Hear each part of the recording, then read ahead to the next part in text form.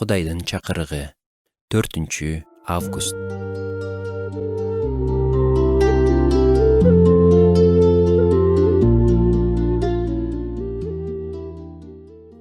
Сиз да мендей болуп, күнөкөр табиятыңыздан улам келип чыккан чыр чатактарга туш болуп көргөн болушуңуз керек.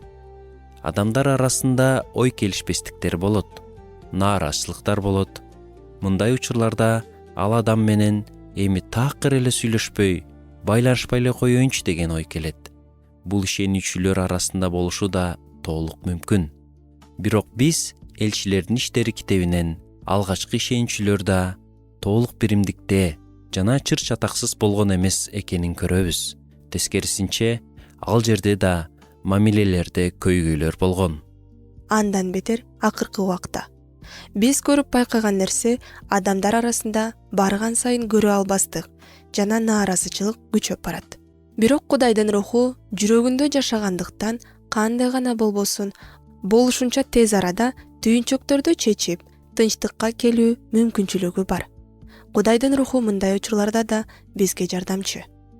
Майда чүйдө нерселер эң негизги максаттан бизди алаксытып бурбашы керек.